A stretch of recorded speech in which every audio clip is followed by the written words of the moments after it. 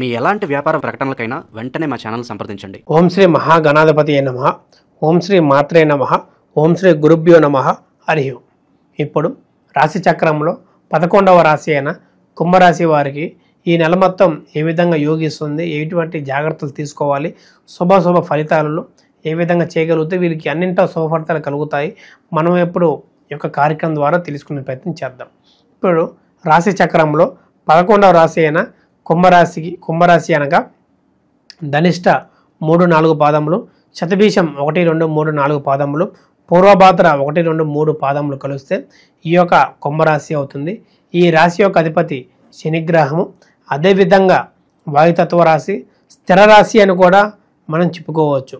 ఈ యొక్క రాశి వారికి ముఖ్యంగా లక్షణాలు చూడగలిగితే ముక్కు మీద కోపం, ఎవరిని సామాన్యంగా నమ్మరు, నమ్మితే ప్రాణాలు ఇచ్చే రకం, నమ్మకపోతే చాలా దూరంగా ఉంటూ వీరికి నచ్చింది చేసుకుంటూ నచ్చినట్టు జీవించే తనం వీరిలో చాలా వరకు గమనించవచ్చు. మనం ఏదైనా సరే ఓపెన్గా మాట్లాడుతూ ఆ ఒక ఓపెన్ తనమే వీరి యొక్క ప్రజెంటు సమస్యలను ఏర్పరిచినా సరే తర్వాత నలుగురు ఏమనుకున్నా సరే వీరికి నచ్చినట్టు జీవించే విధంగా వీరు ఉండటం కూడా వీరికి శుభ ఫలితాలు రానున్న రోజుల్లో కలుగుతాయని చెప్పుకోవచ్చు. అట్లా ఉండటం వల్ల ఎప్పటికెప్పుడు ఓపెన్ అవ్వటం వల్లనే వీరు మనసులో ఏది ఉంచుకోకుండా ఎక్కువ మంది స్నేహం చేయడానికి లేదా సహాయం చేయడానికి ముందు రావడం వంటిది చేస్తూ ఉంటారు. మీరు ఒకవేళ మాట ఇచ్చారంటే ఆ మాట తప్పకుండా 1-2 రోజుల ముందులే ఏమైతే మాట ఇచ్చారో దాన్ని నెరవేర్చుకునే విధంగా వీళ్ళు ప్రవర్తిస్తూ ఉంటారు. అటు డబ్బు పరంగా కానీ ఇటు సహాయ రూపంలో కానీ ఏది చేసినా సరే దాన్ని అందించే రూపంగా వీరు ప్రవర్తిస్తూ ఇతరుల్ని చూసుకుంటూ కుటుంబ క్షేమాన్ని మీరు ఒక క్షేమంగా చేసుకుంటూ ముందుకు సాగించేలా చేస్తుంటారు. కానీ ఒక ధన ప్రాప్తి వల్ల ఈ యొక్క నెల వల్ల వీరికి అద్భుతమైన యోగం అనేది ప్రాప్తిస్తుంది. ఈ యొక్క గుప్త నిధుల కారణంగా లేదా స్టాక్ మార్కెట్ లేదా పెట్టిన దాంట్లో ఇన్వెస్ట్మెంట్ డబల్ అవటం వల్ల కూడా వీరికి కొంత ఈ నెల మొత్తం ధన ప్రాప్తి యోగం అనేది కనబడుతున్నది.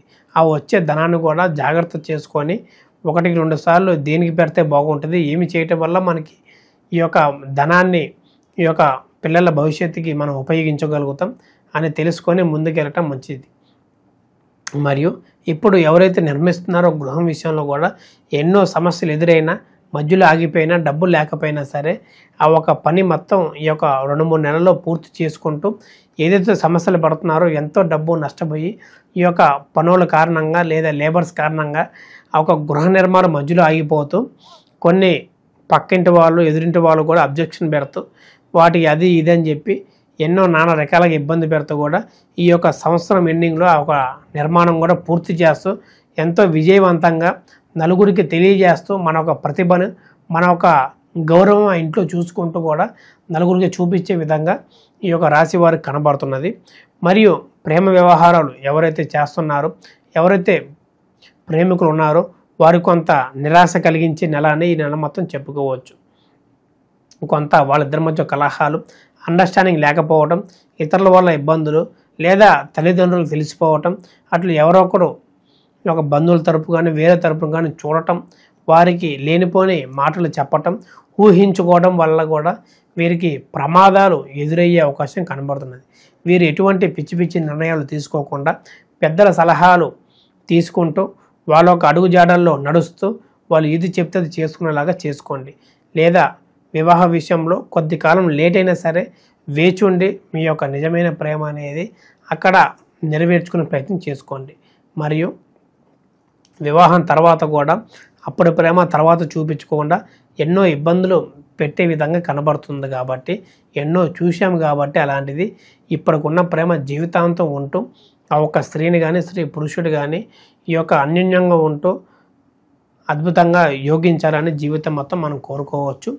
మరియు వచ్చే అవకాశాలను ప్రతి ఒక్కరిని నిర్లక్ష్యం చేయకుండా ఏది మంచి ఏది చెడు తెలుసుకొని ప్రతి ఒక్కదానికి పాకులాడకుండా 1-2 సార్లు గమనించి అది మన వల్ల ఉపయోగమా లేదా నష్టమా, అవతల మనకి ఇంతగా శత్రువులు కూడా మన నుంచి సహాయం కోరుతున్నారు కాబట్టి వాళ్ళకి మంచి చేద్దాం చెడు చేద్దాం అని కూడా తెలుసుకోకుండా ముందుకు సాగటం వంటిది కూడా వీరు అద్భుతమైన ఫలితాలు యోగాలు కలుగుతాయని ఈ నెల మొత్తం మనం చెప్పుకోవచ్చు.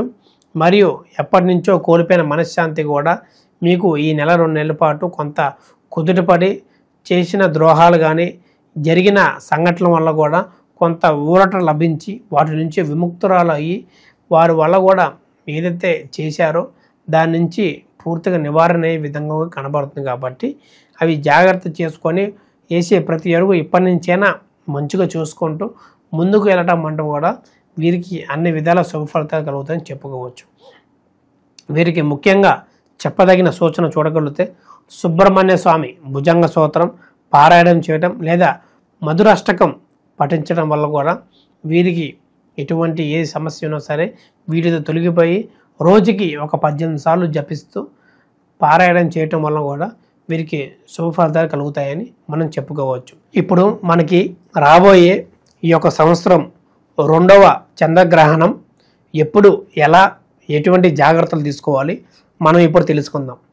మనకి మొదటి చంద్రగ్రహం వచ్చేసరికి మార్చి 14వ తారీఖున పూర్తయింది. కాబట్టి ఇప్పుడు రాబోయే 2వ చంద్రగ్రహణం ఈ యొక్క సెప్టెంబర్ 7వ తారీఖున మనకి మొదలయ్యే సమయం చూడగలిగితే రాత్రి 9:55 నుంచి మరియు మధ్యరాత్రి ఈ యొక్క 8వ తారీఖు సెప్టెంబరు సోమవారం నాడు 1:35 పూర్తవుతుంది.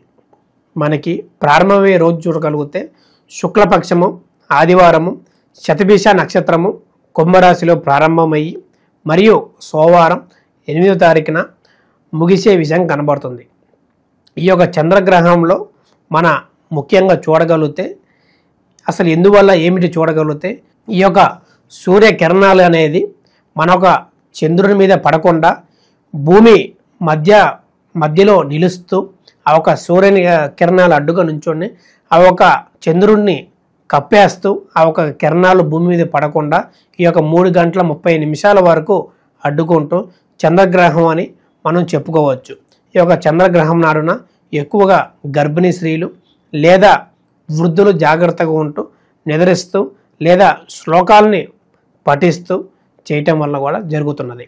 ఈ యొక్క చంద్రగ్రహం వలన ఎటువంటి ప్రమాదం లేదా రాసులకి ప్రమాదం అనేది చాలామంది చెబుతూ ఉంటారు. వాటి నేటిని పట్టించుకోకుండా మీ పనులు మీరు చేసుకుంటూ వారికి ఎక్కువగా ప్రభావం చూపదని మనం చెప్పుకోవచ్చు. ఈ యొక్క గ్రహణం దాదాపు చూడగలిగితే 3:30 వరకు ఉంటుంది. కాబట్టి ఈ యొక్క 9:30 వరకే నిద్రిస్తే ఎటువంటి ఇబ్బంది లేదని చెప్పుకోవచ్చు.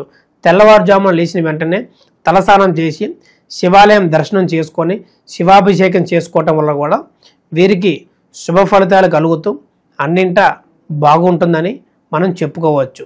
దాన్నే పాటిస్తూ ఎటువంటి అనుమానాలు ఎటువంటి శాంతులు చెప్పినా సరే చేసుకోకుండా జాగ్రత్తగా ఉంటూ దీని ప్రభావం ఎక్కువగా భూమి మీద పడకుండా మనుషులు ఎవరికి పడకుండా ఉంటుందని మనం చెప్పదగిన సూచన. మరియు మీకు ఎటువంటి సలహాలు కావాలన్నా ఎటువంటి ఆచారాలు పాటించాలన్నా మా ఒక కింద కనబడుతున్న నెంబర్కి సంప్రదించి అపాయింట్మెంట్ తీసుకొని మీ యొక్క వ్యక్తిగత జాతకాన్ని తెలుసుకొని ఎటువంటి సమస్యలతో బాధపడుతున్నా సరే వాటి యొక్క చక్కని పరిహారం మార్గాన్ని తెలుసుకొని ముందుకు వెళ్ళటం అనేది చేసుకోండి.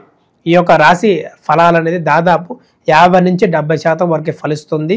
మరియు పూర్తిగా తెలుసుకోవాలనుకున్న మా ఒక నంబర్కి సంప్రదించి మీ యొక్క సందేహాలు ఏదైనా సరే ఎటువంటి సమస్యకైనా సరే చక్కని పరిహారం అనేది చూపబోతాం. శుభం. లోకా సమస్త సుఖినో భవంతు.